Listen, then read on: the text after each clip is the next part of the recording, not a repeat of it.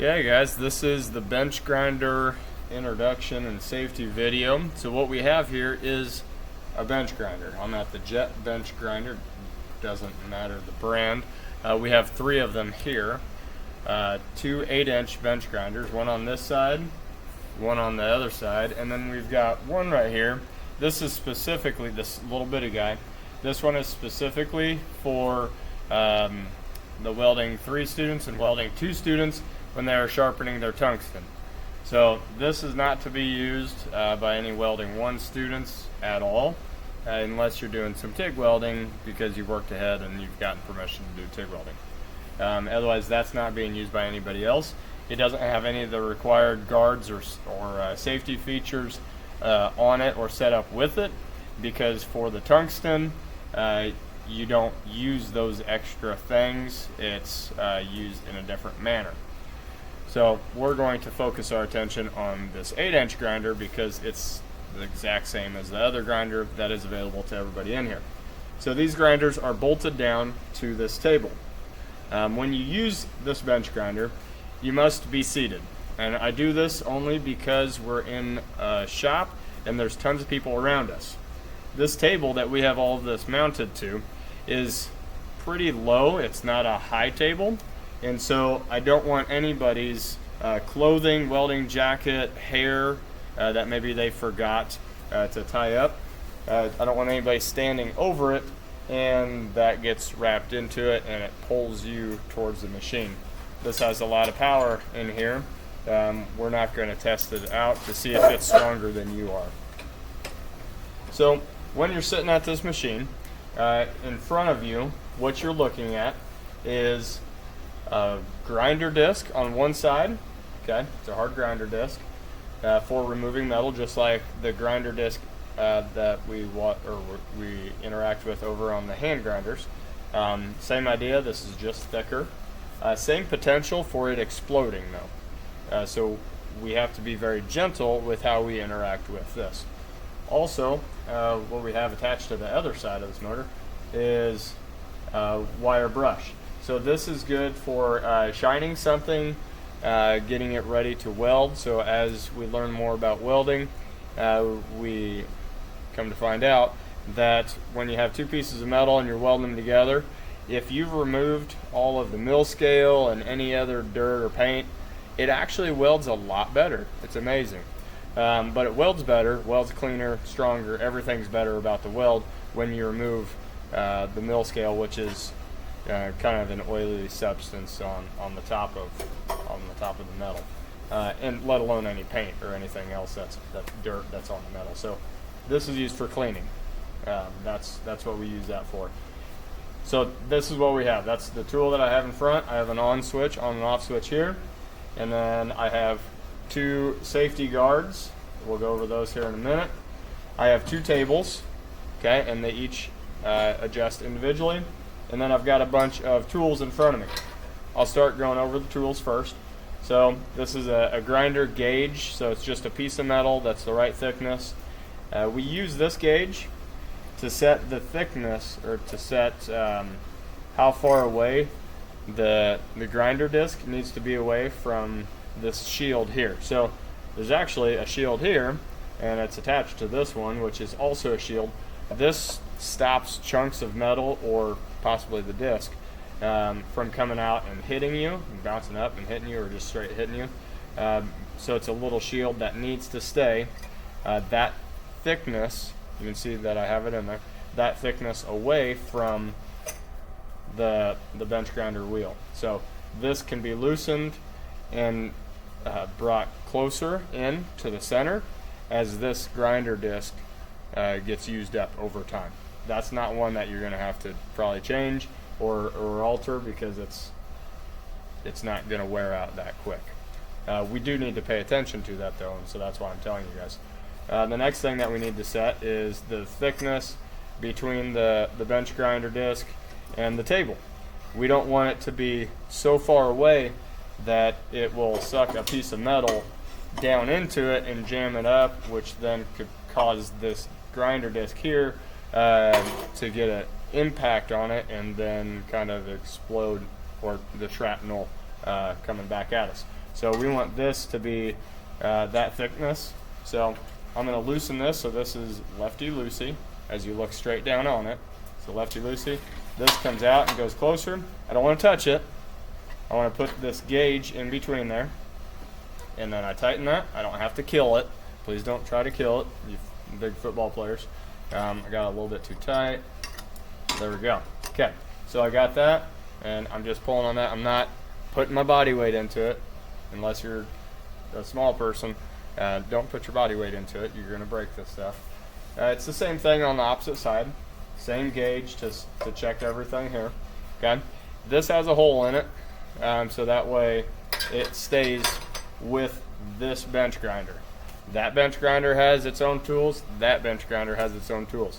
We cannot be reaching over the top of these. This is why I have us sitting down. It's to help protect you guys and each other. If somebody bumps me because they're backing up or something and aren't paying attention, or they're goofing off behind me and they bump into me, if I'm sitting down here, my pivot spot at my hips where I'm sitting, it's going to allow me to bend a little bit. I'm not going to fall into it. I'm not losing balance and falling into this thing. So coming back to our tools, I have you can call this a random piece of metal with a hole in it. So when the grinder is spinning and we're done, we turn it off, and just like the hand grinders, we got to get this to come to a full stop before we move, before we do anything else. So we turn it off, and we can pick up this piece of metal, or you can just use the metal that you've been working with, and you got to put it up here gently, and you're gonna, on the bench grinder side, you're going to use this to get this to come to a full stop. That way there's no accidents. So that's what this random piece of metal hanging up here is for. We have a pair of vice grips. This is a traditional, normal type of vice grips. It's got the ring hooked on or welded to the backside. This doesn't get used anywhere else in the shop. It stays right here with its bench grinder. And then the very last tool, which you're not going to have to use hardly ever, it's a dressing tool, and it's got a ring welded to it. The goal or purpose of this, it has diamond dust glued to the top of it. So if this gets out, and this is more of a me thing, but you guys need to pay attention to it. If this gets to where it's not flat, we can use this.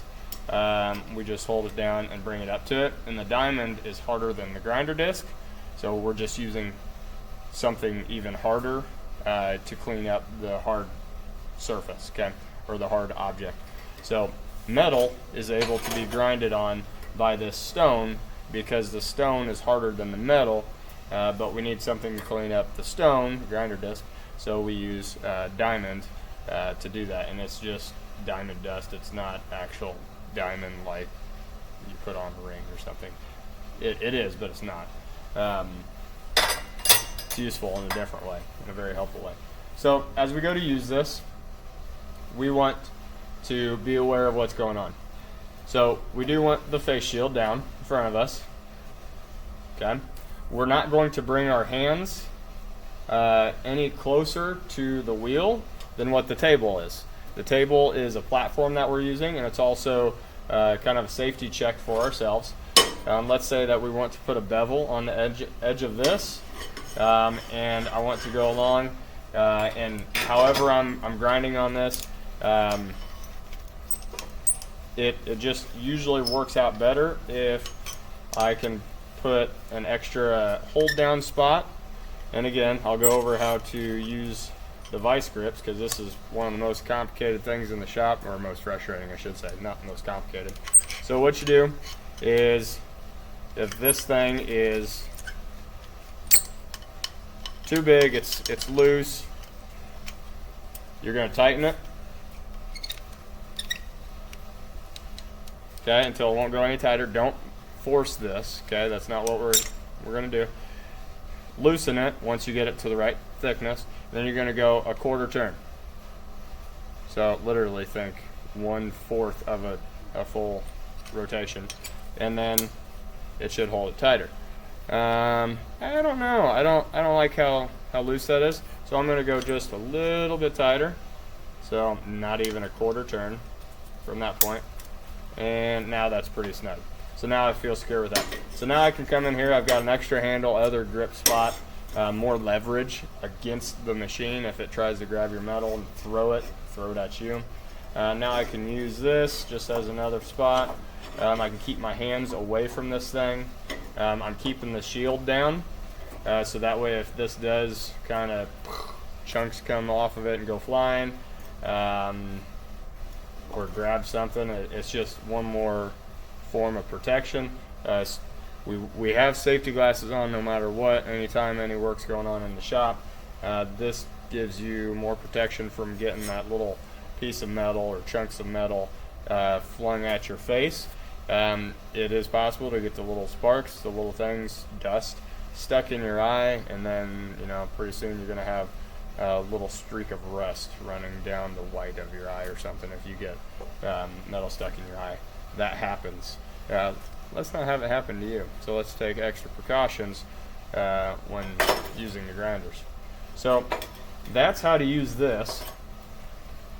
The wire wheel, same idea, same concept with all of this, except when you're using this, you need to be careful. Well, you need to be careful on both of them. You're not pushing too hard. You push too hard, you're going to break a disc. You push too hard on this, you're going to cut all those wires off, and then you can't clean your metal at all. So when using a wire wheel, it's if you're bending the wires, like if you're pushing this in, trying to get it cleaner faster, or get more of the dirt off, whatever, more of the oil off quicker, you're actually just going to cut all these wires off. The wire, the tip of the wire, this very edge of the wire, okay, think like your hair, this is a little bit thicker than your hair, but the end of the hair is the only part of the wire that's actually doing any cleaning. So if you're pushing your metal into it, you're getting past the end of it. So you're defeating what you're trying to do. You're defeating the purpose, and you're damaging the wire wheel on here. So it's only the edge of this. Yes, you need a little bit of pressure to push into it, but if you start moving the wire, and you can see it while you're doing that, that counterproductive to what you're trying to do, and it'll actually end up with slower product and a damaged tool. So if you're not using the side, you can leave this forward. If you're using that side, you need to make sure that you got the glass in front of you. Do check, because these do rattle loose, do check that it's fairly tight. So if this is folded forward, that's fine. Just kind of grab that knob. Don't kill it. It's a plastic knob. It's going to break. And just make sure it's tight. So this one, you loosen it, and then you tighten. Okay? And leave it tight wherever you're at. This is the grinder station. This is how you're expected to use it. You're going to be sitting down. You're not going to push super hard. You're going to get it to come to a full stop using your metal or using the one that's provided for you. That's hanging up right here. This is a great tool to be using to just do something quick, or something that's not as practical to clamp down with the hand grinder. In this shop, Mattoon High School welding shop, the hand grinder is the first go-to. The discs are cheaper. They're easier and quicker to change out. They're more versatile. So the hand grinders are the #1 choice. The bench grinder comes in as a second option or second string option for most applications because of the price, because of the inconvenience in changing this whole thing compared to changing those out, and because of the portability. So first option, go with the hand grinder. If you're working on some special application, or you're grinding tungsten on this little special grinder, then this option comes in very handy. That is the overview on how to use the bench grinder.